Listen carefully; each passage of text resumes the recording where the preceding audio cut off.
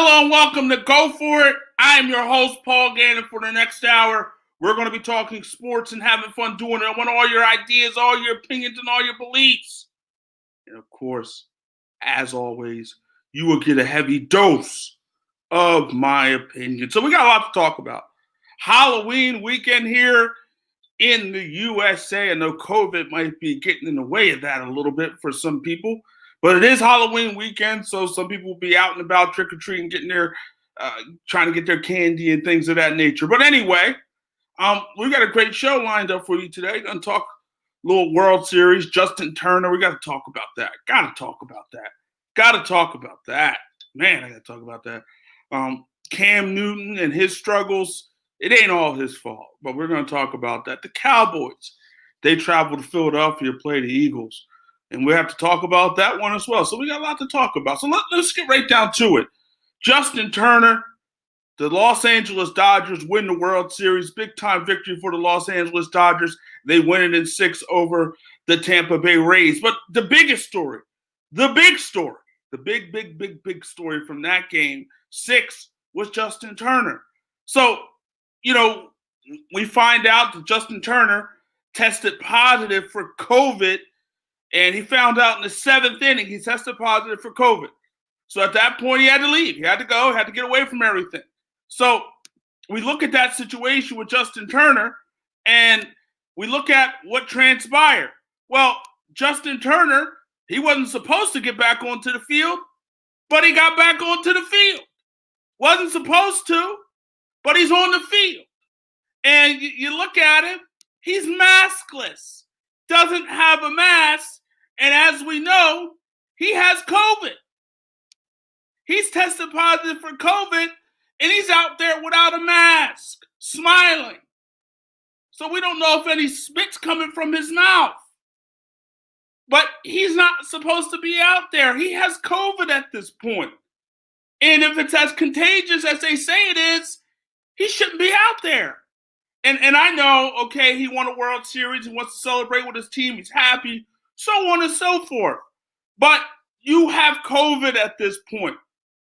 COVID is real, and you have it. You have COVID, so you can't be out there with your team. And let's be real, they probably don't win the World Series without Justin Turner's contribution. I mean, he was big in the playoffs. He was big in the World Series. Big in the playoffs, big in the World Series. So the guy was playing some big-time baseball. I mean, you look at his actions, yes, inexcusable, yes, unacceptable, but the guy hit 293, 3 homers, 6 RBIs in the postseason. It was 320 and hit 320 in the World Series and hit a pair of home runs. So the guy played some big-time baseball for the Dodgers. And again, they may not win the World Series without him. But the bottom line is this, that we're involved in a global pandemic. We're involved in an issue and a situation with a virus that is ultra contagious, that's killing people, that's infecting people, making people sick, shut down economies. That's what we're involved in at this point. Economies are getting shut down. People are dying. And I know Justin Turner wants to celebrate winning the World Series, but you got to do that virtually, buddy. Do it over Zoom, FaceTime. Do it somewhere, do it another way, but you can't be out there. You have tested positive for COVID, and you're maskless. You don't have a mask. So I got a big issue with this. Now, in terms of should he be suspended, I'm not going to go there. I'm not going to say the guy should be suspended. He should be fined heavily, but I don't think he should be suspended. And, sometimes in life we get caught up in moments, caught up in situations, but it's inexcusable. The team, people know that you have COVID. Now, obviously a lot of people, there are people out here who are not afraid of COVID. There are people out here who are not afraid of COVID. They're not. There are people out here who think it's a hoax, doesn't think it's really real. There's a lot of people out here who feel that way, and that's your prerogative. That's the way you feel. That's your opinion. That's your belief, and that's all good. But there are also a lot of people who think it's real, who have experienced COVID, who know people, who's known people who's died from COVID, who has experienced COVID themselves and survived it. So It's real.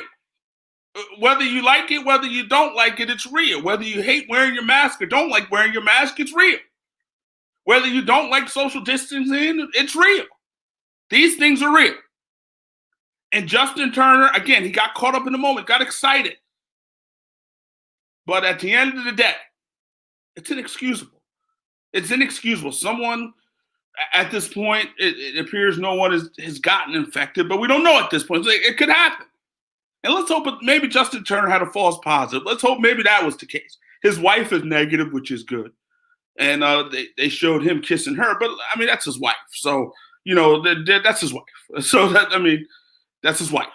So, but at the same time, it's not about necessarily her. It's about everybody else.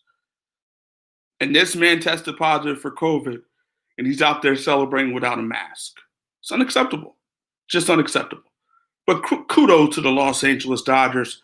They were the best team in baseball throughout the year, and ultimately they got it done. They won the World Series. And again, maybe it doesn't happen without Justin Turner, so I get why he wants to celebrate. But, buddy, you got COVID, so you can't be around people. It's just that simple. People are quarantining on a daily basis because they got COVID. You got people, living in the same houses, and you got people who have COVID, and they're all up in a room. Can't go nowhere, can't step out that room because they don't want to infect anybody. So it's a real situation, and hopefully, again, it appears Justin Turner is good and is going to be fine. And hopefully, again, no one else was infected because of his, dare I say, stupidity. It was stupidity. And, Major League Baseball security tried to talk to him and stop him a little bit, but he ignored them. So he got caught up in the moment. And it happens. He wants to celebrate with his teammates. He's earned that right, according to him. But, buddy, once you get that COVID-19, the right to celebrate with everybody else, you lost the right at that point. So it is what it is when it comes to Justin Turner. But he did win a World Series. The Dodgers did win a World Series, and he celebrated. The Dodgers celebrated. And Los Angeles, the city of champions, the Lakers, you got the Dodgers. I mean, maybe the Rams or the Chargers. I doubt the Chargers, but maybe the Rams. Maybe the Rams can make it a trifecta for the Los Angeles teams. I mean, the Lakers did it. The Dodgers did it. Now it's time for the Rams or the Chargers to do it for the city of Los Angeles. But unfortunately, they can't have that parade. They can't celebrate the victory.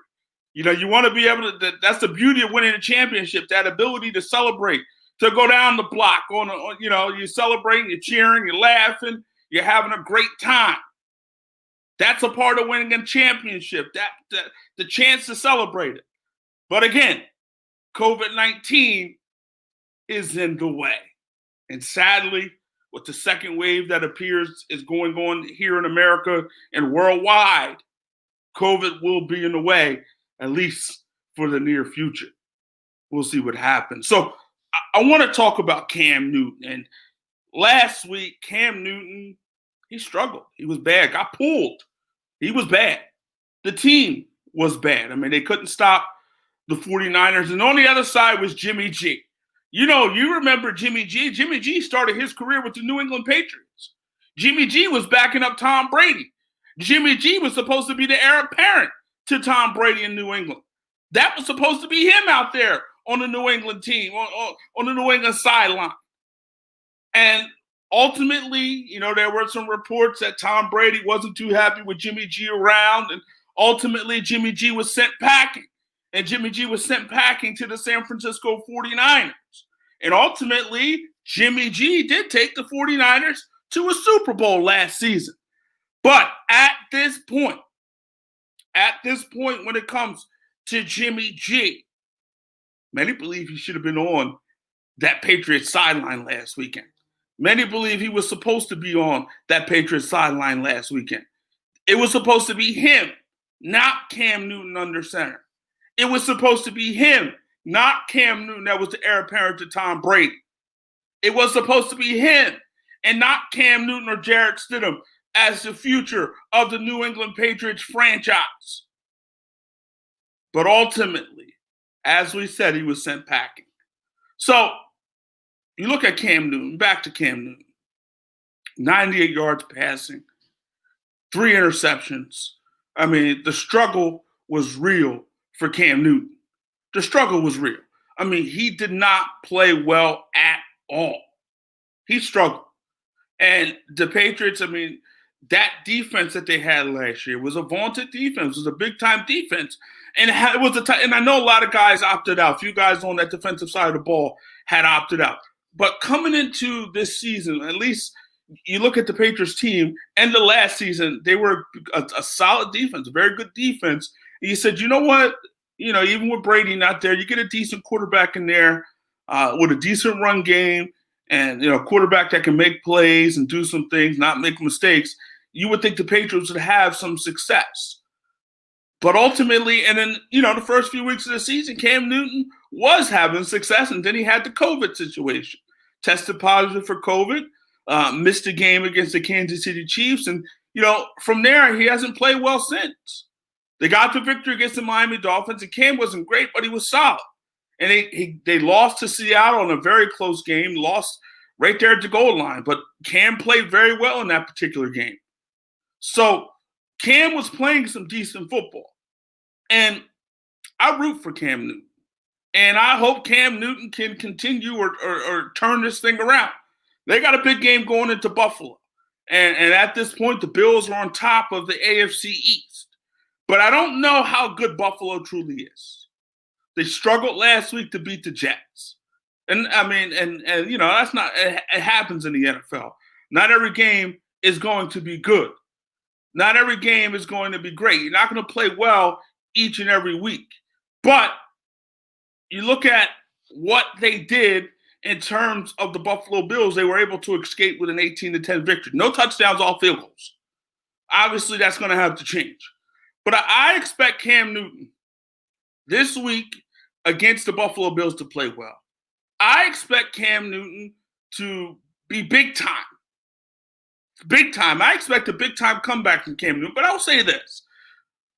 We can look at the New England Patriots, and it was an issue last year. Who is he throwing to? Who is Cam Newton throwing to? Who is he throwing to? N'Keal Harry? Who is he throwing to? Julian Edelman, who's not the same player? Who is he throwing to? Ryan Rizzo, the tight end? I mean, who is this guy throwing to? He doesn't have a lot to work with. Brady didn't have a lot to work with last season. But that's Tom Brady, and he's the GOAT, and he got that team to the playoffs and still put up some decent numbers. Cam Newton obviously is not the GOAT. Cam Newton obviously is not Tom Brady. But Cam Newton is a guy throughout his career has done a lot with a little. He did it in Carolina. At times, he did a lot with a little. But now he's here in New England. And again, not much to work with. Just doesn't. He doesn't have a lot to work with. So it's not all his fault what's going on with Cam Newton. It's not all his fault. He's throwing to N'Keal Harry. He's throwing to Julian Edelman. And, you know, it's not the same Julian Edelman. He's throwing to Ryan Rizzo. I mean, it's not like he's throwing to Gronk. It's not like he's throwing to Mike Evans, Chris Godwin, and those are the Tampa Bay Buccaneers, and that's who Tom Brady's throwing the ball to. It's not like he's throwing out the ball to those guys. He's throwing the ball to guys who are not that great. And at this point, Cam Newton's numbers are not that great. 2 touchdowns, 7 picks. He's got to be better. He knows he has to be better. He said he has to be better. And the reality is, if it doesn't get better, well, Cam is going to sit down. Cam is going to have to sit down if it doesn't get better. He's going to have to sit down if it doesn't get better. That's the bottom line. He knows he's going to have to sit down if it doesn't get better. So it's up to him to make it better. It's up to him to play better. And again, he's going to have to do it without a lot of help. And it might require him to use his legs a little more. Maybe a little more than he wants to. But he's going to have to do more. He's going to have to do a lot with a little. So it's not all his fault. He doesn't have a lot to work with. His weapons are not that great. It's just not great for Cam Newton. He doesn't have much to work with. You're as good as sometimes as what you have around you. Unless you're Tom Brady, unless you're and Cam has ability, a lot of ability. He still has ability.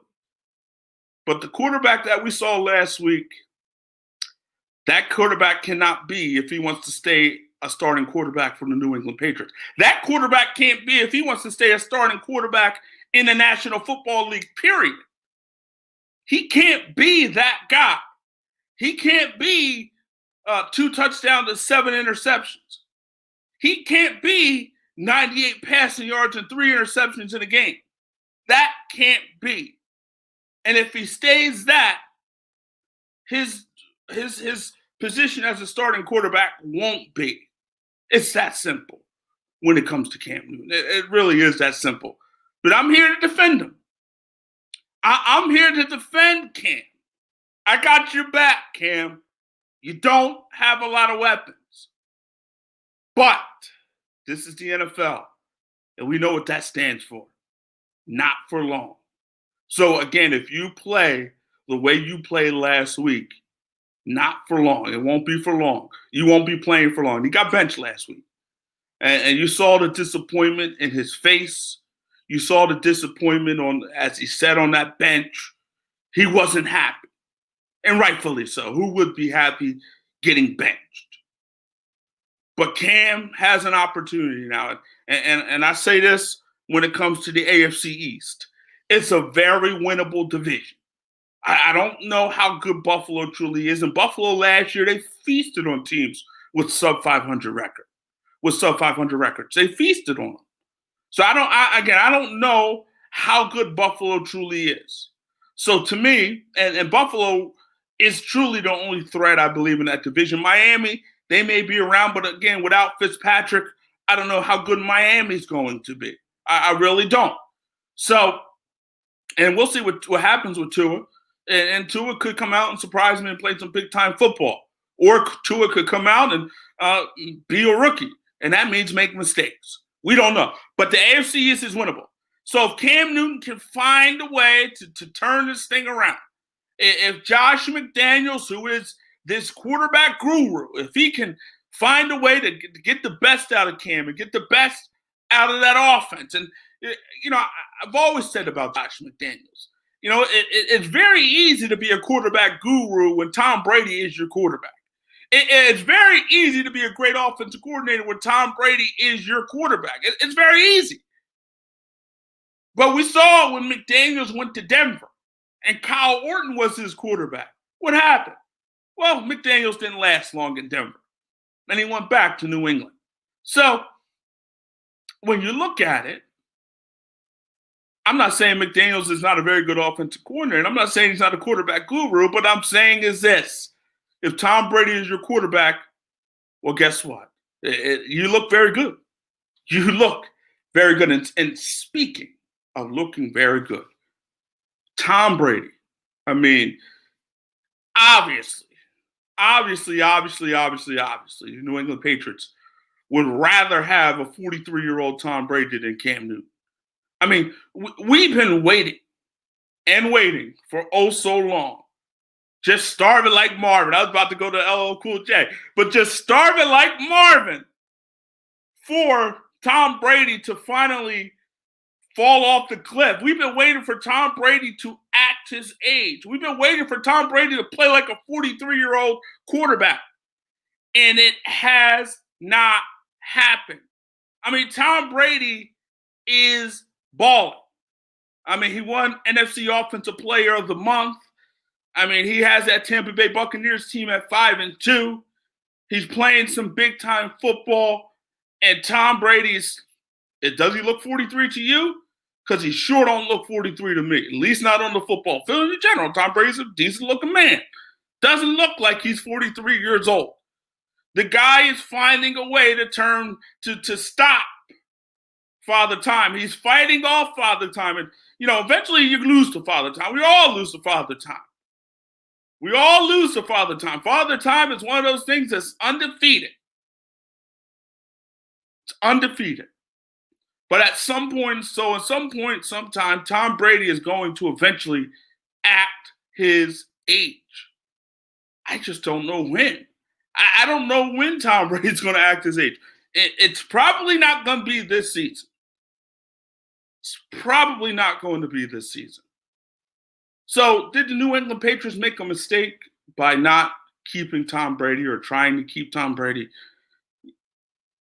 You want to know Tom Brady eventually said he didn't want to be, wanted to go. But I think if they, showed that they really wanted him there, I think they would have, they would have found a way to make that thing work. That thing would have been found. They would have found some way, somehow, some way to make that thing work. But here's the thing. And Tom Brady, at 43, still one of the best quarterbacks in football. Still, if you said, who would you rather have on a last-minute drive out of any quarterback in the National Football League, there would be a lot of people who still would pick Tom Brady.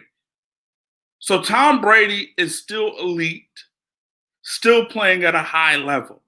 And it doesn't help that the rich just got richer, and that is the signing of Antonio Brown. I mean, they bring in Antonio Brown to add to what they already have. They bring in Antonio Brown, who, when right, is one of the best wide receivers in football, maybe the best. So you add that to that mix, and I know Chris Godwin fractured his finger. He's not playing this week, and Mike Evans has been dealing with some ankle injuries. He's still battling through.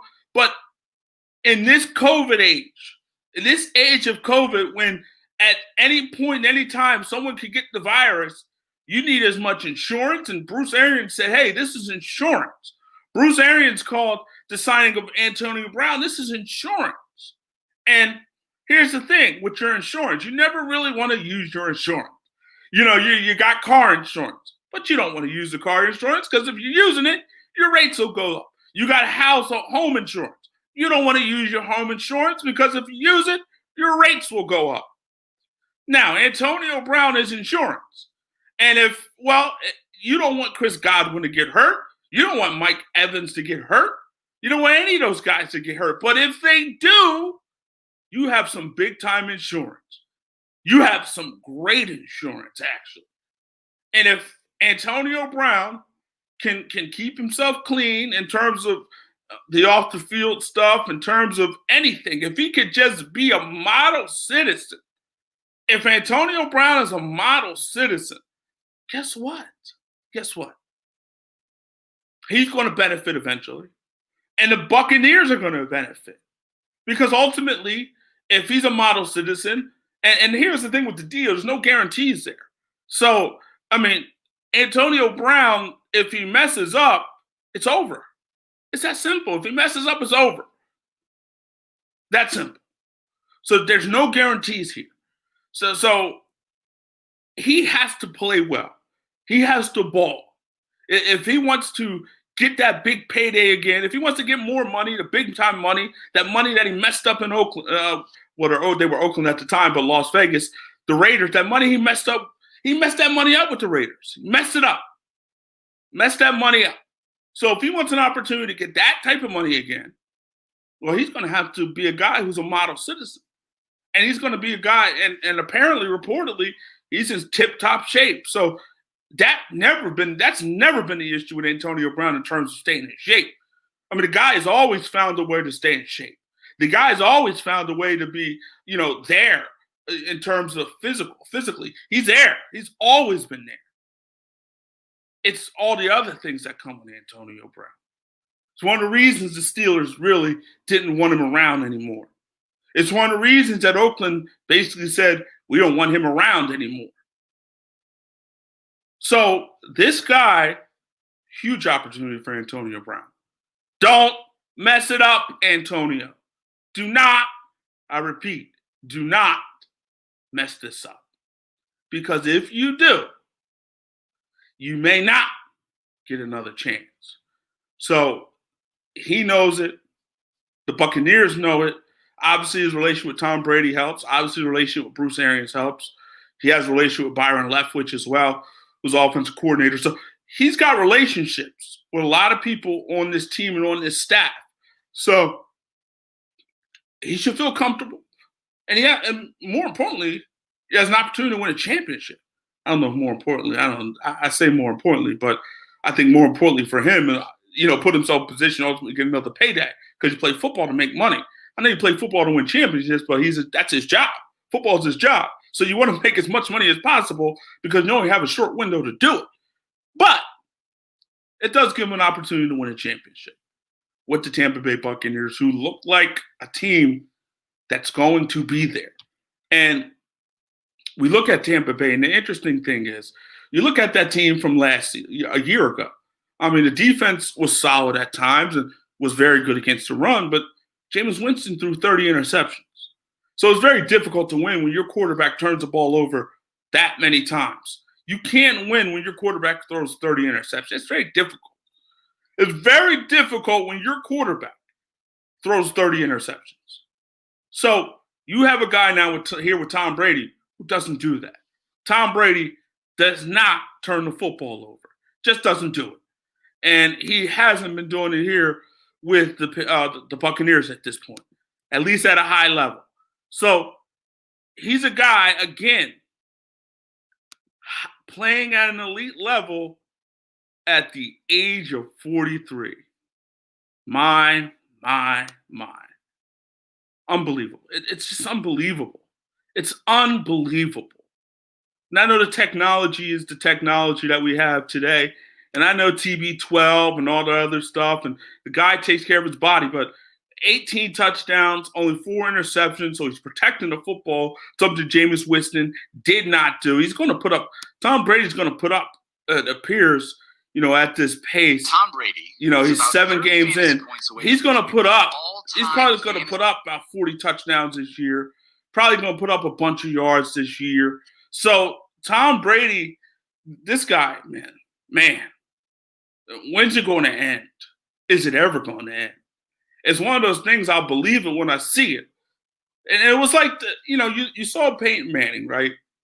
When Peyton Manning won his last championship with the Denver Broncos, they carried him. He made a couple plays here, a couple plays there, but he wasn't great.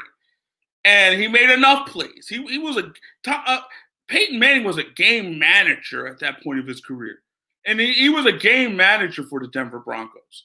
And that defense, that vaunted Denver Broncos defense with Von Miller and those guys, that's what won it for the Denver Broncos. Wasn't Peyton Manning. Like I said, he made enough plays. That's what a game manager does. They make enough plays for you to win. And he made enough plays. But ultimately got him a title. But he knew he was done. Everybody knew Peyton Manning was done, and he left smartly, moved on. Great move. He got out on top. A lot of guys don't necessarily go out on top. It's rare to see guys go out on top. Most people usually hang around in sports a little too long. And you see it. And Peyton Manning knew that he was done and said, you know what? Let me get out before I get really exposed, before people really know I'm done. Let me get out of here before you really find out that I'm done. So he got out smartly, and he moved on with his life and, living happily ever after. Smart move by Peyton Manning. When it comes to Tom Brady, I don't know when that day is going to come. It's going to come. I don't see it happening this year. And it appears, barring any type of injury at this point, I mean, it's probably not going to happen this year. Maybe next year when he's 44 years old. There's no telling how long this guy can go. They said he wanted to play to 45. So there's no telling how long this man will go. There's no telling. I don't know. Paul, when's Tom Brady going to retire? When's he going to finally fall off the cliff, as Max Kellerman would say? I don't know. I have no answer for that. I truly don't know. But what I do know is I'm going to enjoy watching Tom Brady until Tom Brady can't do it no more. It's fun to see greatness. It's amazing to see greatness. And as you get older, I think you appreciate greatness more. When I was younger, I hated Michael Jordan. As a lifelong Sixers fan, I hated Michael Jordan. Because Michael Jordan would take out my Sixers in the second round, did it back-to-back years. Took out Barkley in the 76ers in the second round of the playoffs. Back-to-back years. I hated Michael Jordan. My young self hated Michael Jordan. I didn't appreciate the greatness of Michael Jordan, but now I do. I appreciate the greatness of Michael Jordan, and so that's because of age. With age comes wisdom, so you appreciate greatness a little more. Speaking of greatness, we're going to bring in a guy who's been great throughout his career, a Hall of Famer, the one, the only, Willie Rowe. Willie. Sorry, Paul, I've been traveling, so I've been rolling today. I missed my turn. I'd have been on a little earlier. I'm in Ruston, Louisiana. I just landed. We're celebrating the 1990 Louisiana Tech football team. We went Division I in '89. We're independent, and in '90 we went 8-3 and went to the bowl and tied Maryland. So the big year for us. 30 years ago. 30 years, Paul. I'm getting old. That's a long, long time. So let's get right down to it. Cam Newton, we saw Cam Newton last week, 98 yards passing, 3 interceptions. And at this point of the season, Cam Newton has 2 touchdowns with 7 interceptions. And it has been an absolute struggle for him at times, especially after the situation with COVID. How do you view the situation with Cam Newton? He doesn't have a lot to work with. He doesn't have a lot to work with. It looked like he was pushing the ball a couple weeks ago. I didn't really see a lot of that game last week. I know they pulled him. It got ugly early. He's got Edelman out. They're going to have to rely on the running game or do something, Paul. Something's got to balance it out. I mean, and he looked good. Earlier this year, he was playing hard. He looked better. It seemed like the team was playing with more energy. I don't know what's happened lately, but he's got to try to get it, and it's not going to get any easier because the Buffalo and some of these teams are getting better. So he's got his work cut out for him. Let's see what he can do this week. But with Edelman being out, some of them young guys really got to step up for him, and they got to run the ball. There's not much to work with. I mean, he's not throwing to the who's in the National Football League at this point. So, but ultimately, he has to play better. And if he wants to be a quarterback for the New England Patriots, he's got to play better. And if he wants to be a quarterback in the National Football League, period, point blank, he has to play better. And whether he has a lot of weapons or whether he has no weapons, he doesn't have much wiggle room in terms of excuses at this point of his career. So it might be a situation if it doesn't turn out well in New England, which is a good possibility, that moving forward, he could be a backup somewhere. And that's just what he's fighting for at this point, and fighting for an opportunity to get another payday, which may not happen if he continues to play at this level. And so we'll see what happens. So let me ask you this. Ryan Fitzpatrick, Fitzmagic. The magic was magical and had Miami at 3-3 and playing some very good football. Ultimately, the Dolphins said, you know what, we're going to the rookie, Tua Tagovailoa, and it's time to go to the rookie. We're done. You held the job down long enough. We're going to the rookie, the future of our franchise. How do you view that move? I don't like it. I don't like it. I don't know why you would do that. If you're winning and the team is playing better, why would you pull him right now? I don't understand why they pulled him. And maybe Paul, they see some good things in him in practice. Maybe they feel like he's learned the system. He's got a grasp of things, and they feel like he can make some more plays and he can get out of the pocket and move, and they want to move around more. Then he can do that better than what Fitzpatrick can do. That's the only thing I can see is that they're watching him in practice every day, and they think he's got a grasp of everything, and they think he's ready to go. That's the only thing we can think of. But I just look at that division, and that division is winnable. I mean, Buffalo's 5-2, but they're not playing really good football. New England is New England. They're struggling, and obviously we know what the Jets are. I just feel like with all that on the table, I feel like you have an opportunity to get to the playoffs. And I add this one extra point. I talked about this last week with the whole situation with COVID, right? You could be in a situation, God forbid, let's just say you somehow miraculously make it to the playoffs. And let's just say you're facing the Kansas City Chiefs, and God forbid Patrick Mahomes gets COVID and he can't play. I mean, you have that situation in the NFL at this point where a person or persons or players, a bunch of players or multiple players could get COVID. We know how contagious it is. And a team that doesn't necessarily have a shot now has a shot. So I feel like any team especially this year, should try to find a way to get into the playoffs because you don't know what can happen. I agree with you. You don't know what can happen. You don't know who's going to be out. You don't know what's happening with the COVID. And then, like you said, if you got a guy, look at Cam.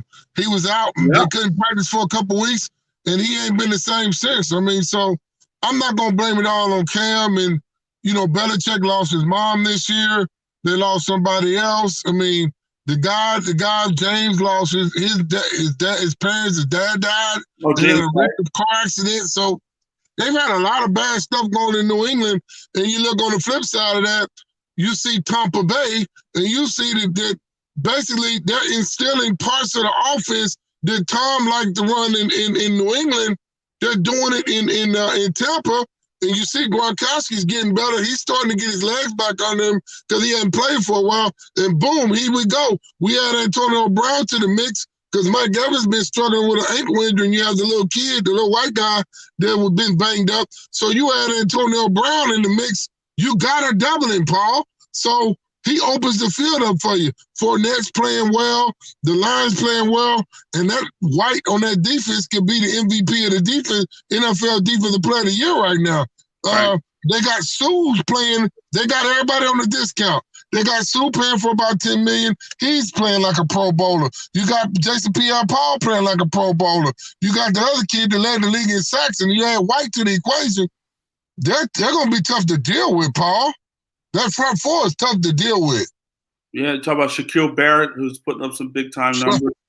Put up some big-time numbers last year. So, obviously, at this point, if you're the New England Patriots, you got to be upset. Well, I don't know, upset. Well, you're upset that you let Tom Brady go. And you couldn't work that situation out because Tom Brady ain't upset. I can promise you that. No, of course, and Tom Brady's in a better situation. Honestly, way better. He's in a much better situation. The things that the people that he has to throw to, Mike Evans and Chris Godwin, now Antonio Brown. You talk about Gronk. I mean, you got Leonard Fournette. You got Ronald Jones. I mean, the list goes on and on. You got Shady McCoy back there, who's not getting any playing time, but you got him in the mix. And you had O.J. Howard, who tore his Achilles, another very good talent. And so Tom Brady has weapons galore. He has so much to work with. And I don't think he's ever had this collection of weapons in his career. And I'll say this, Paul. Even if Tom Brady was in New England right now, they wouldn't be that much better. He didn't have anybody to work with. You had Chung opt out. You had offensive linemen opt out. You had a few guys opt out that were real good players for them. You had the linebacker Hightower opt out. You had too many good players opt out for New England. It was only a matter of time. He went to the right place. He went to the right coach that's going to work with him. Bruce Arians is a player's coach. When Tom Brady started playing his butt off and beat Green Bay, it was carte blanche. What do you want, Tom? You the man.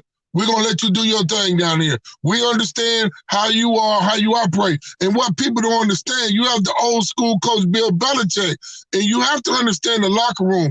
When everybody was pissed off and upset, Tom Brady was the one that kept the locker room in line and kept guys positive and showed that leadership. When you lose someone like that, it's a different type of thing, Paul, because you need that force in the locker room that everybody's got to respect.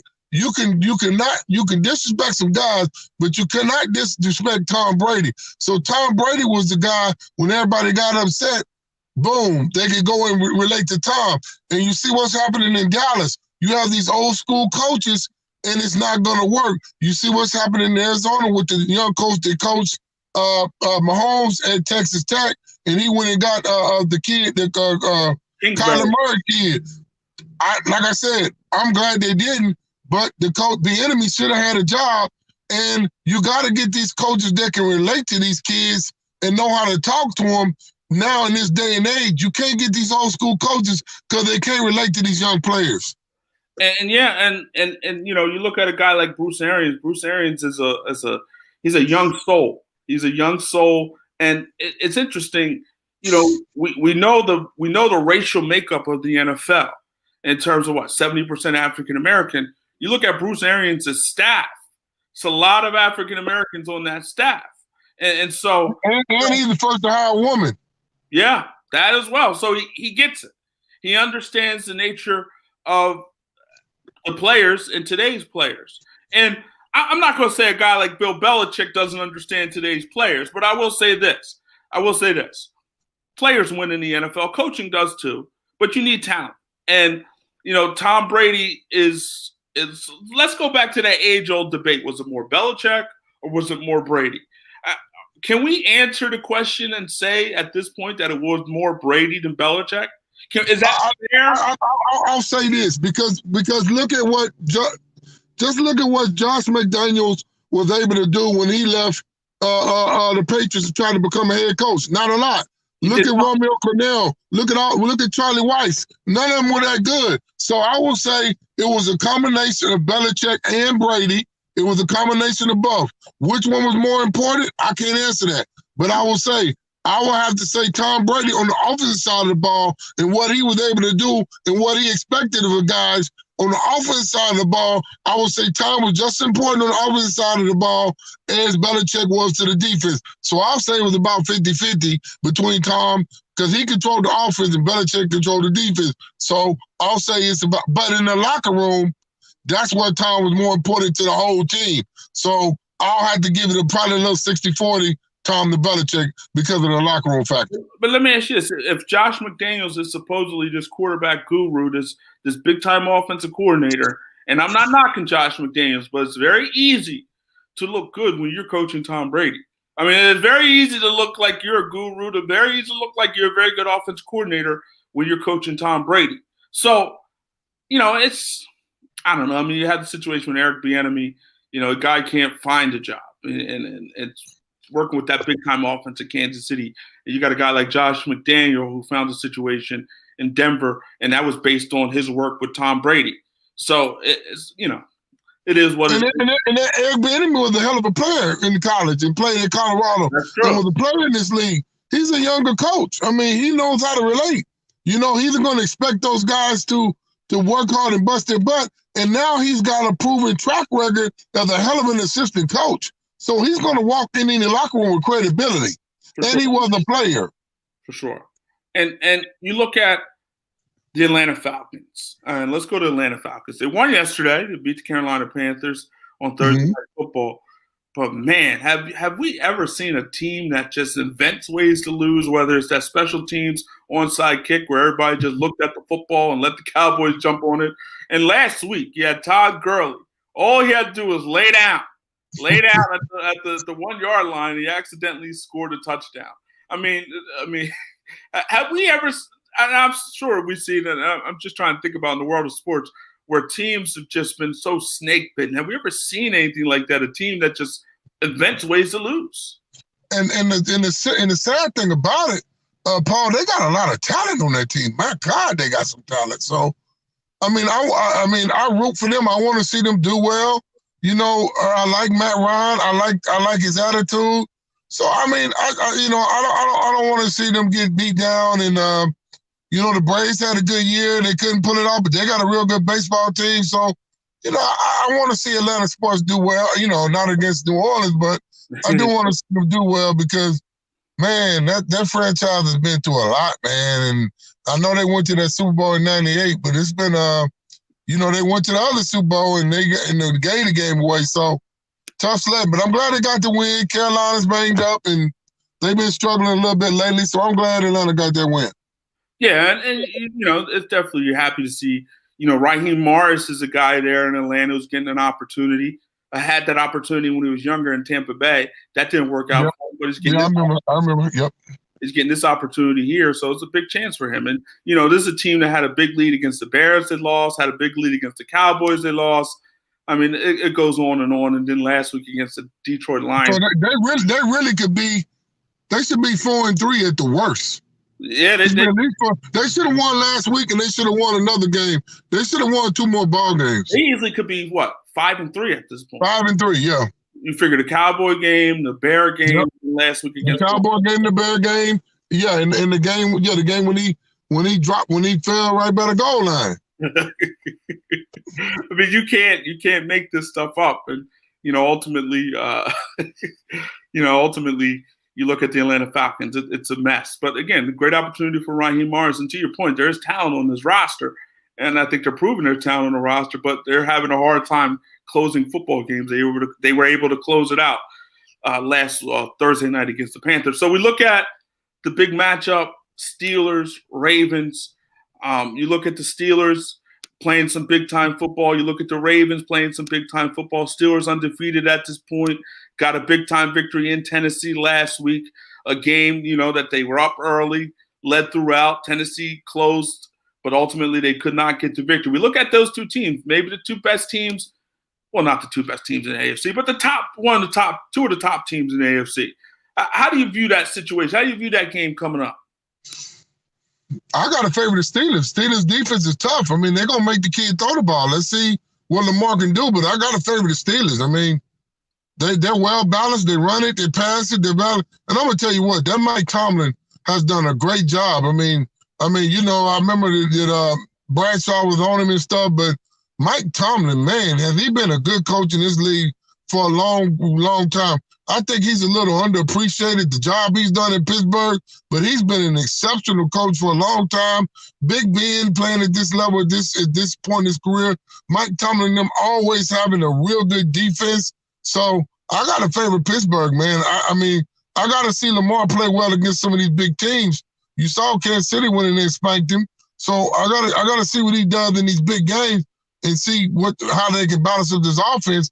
And if he's got to throw the ball, can he throw it down the field? Are you concerned when it comes to Lamar? I'm concerned from this standpoint.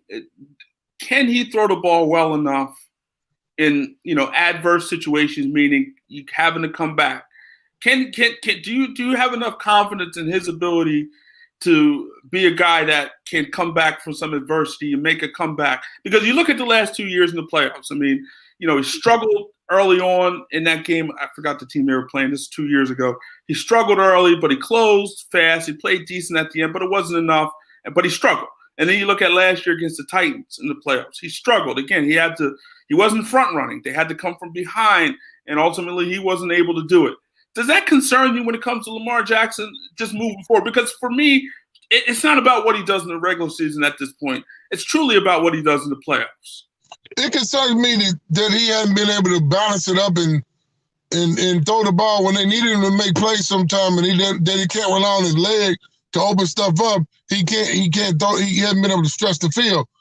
Some of that's weapons. I think they need some more weapons over there. They got Hollywood Brown.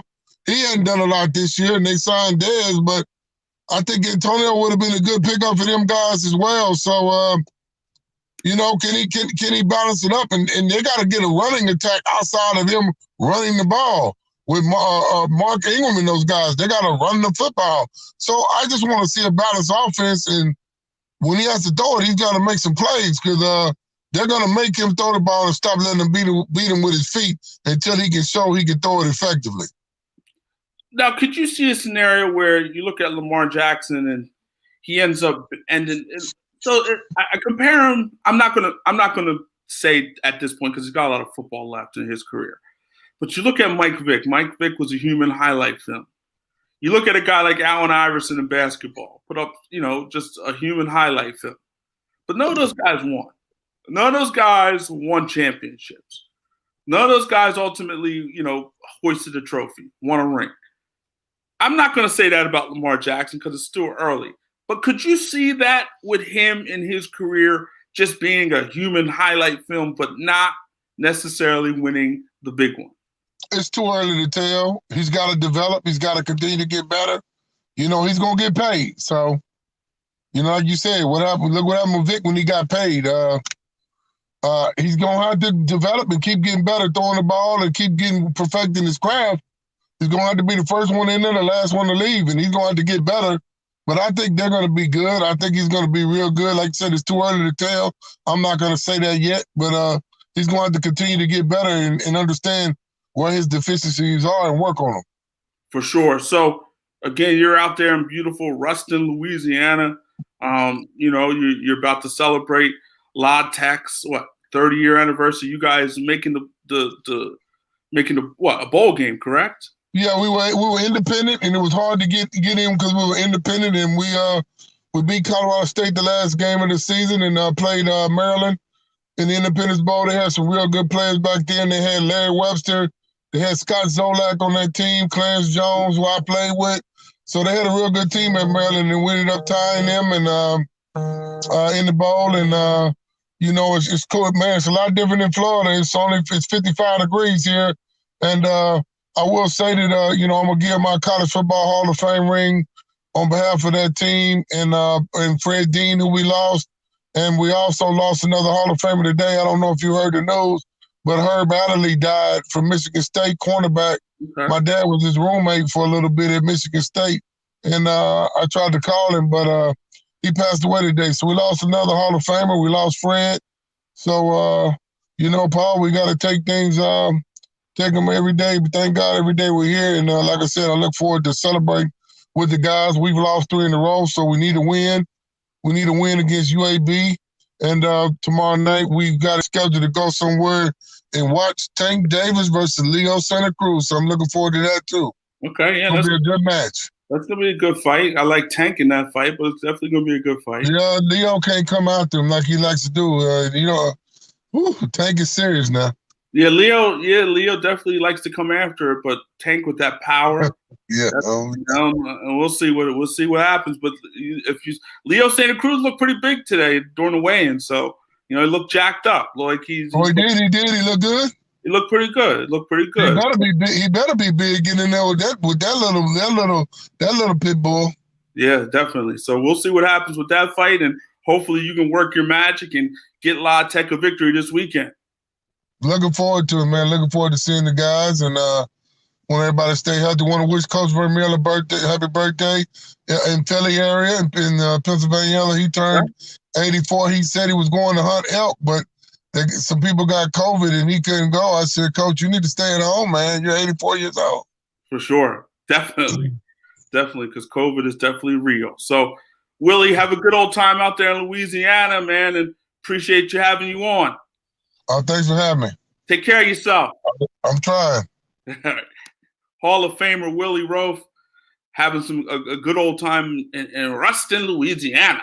Man, what a place. Never been, but sounds like a nice place. So he talked about it. Leo Santa Cruz, Gervonta Tank Davis tomorrow night, pay-per-view at the Alamo Dome in San Antonio, Texas. A big-time fight. Tank's first time headlining a pay-per-view. And an opportunity for Tank Davis, against Santa Cruz, a guy who's won some belts throughout the course of his career. But, Santa Cruz, this is stepping up to this weight class of 130. And, how Santa Cruz likes to get after it. And Tank Davis has tremendous power, as we know. But I'm interested because Tank Davis did make weight, and that was the first hurdle. Hurdle number 1, can Tank Davis make weight? Hurdle cleared. All right, he made the weight. Weight is made. He's all good. Now, number 2, how will he react headlining a pay-per-view? The pressures of headlining a pay-per-view. He's a guy who's been on the undercards of pay-per-view, but he hasn't headlined it. So you know what comes with it, the pressure, the media, all the things that come with headlining a pay-per-view. And it may not be as bad with the COVID situation out there, but still, he's got to be out there, front and center of the promotion. So that's another pressure for him. But the guy, I think, and the way I look at this fight, I think Santa Cruz is going to be game. I think Santa Cruz is going to be very competitive. I look at this fight, and I think ultimately Tank's power is going to overwhelm Santa Cruz. So I look at Santa Cruz to be game. I look at Santa Cruz to be competitive, but ultimately I think Tank gets it done in a late stoppage. Maybe 10th, 11th round, Tank Davis stops Leo Santa Cruz. But again, he made the bout. He cleared the hurdle. Last fight against Gamboa, he missed weight. And so this fight, the lesser weight, Gamboa's fight was at 135. He was at 130. He missed weight. Missed it against Gamboa, but he made it this time. He went out to Las Vegas, trained at the Mayweather gym, took his team out there, Calvin Ford. Floyd was around from time to time, checking in, make sure everything is going well. And you can say what you want about Floyd Mayweather, but there's no other guy to learn from in terms of headlining pay-per-views and what it takes. There's no, being a professional. Floyd Mayweather was the ultimate professional throughout the course of his career. He knows what it takes to headline pay-per-views. He knows what it takes to get 1 million pay-per-view buys. He knows what it takes to be a champion. Guys never lost. Never lost. So you're learning from an all-time great in Floyd Mayweather, and a guy that can show you a lot when it comes to the sport of boxing.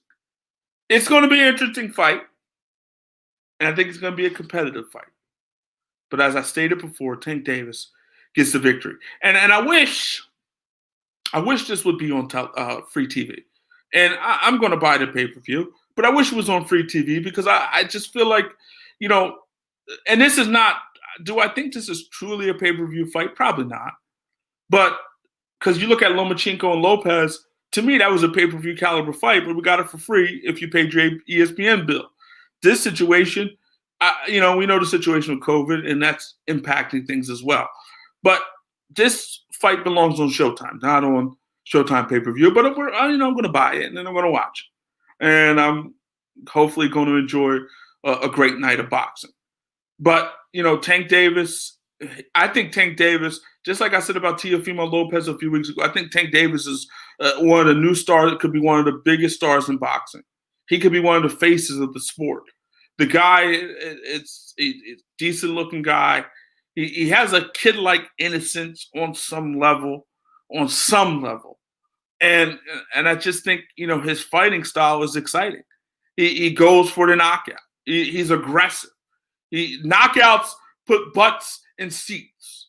And so Tank Davis, with his knockout ability, with his knockout power, puts butts in seats.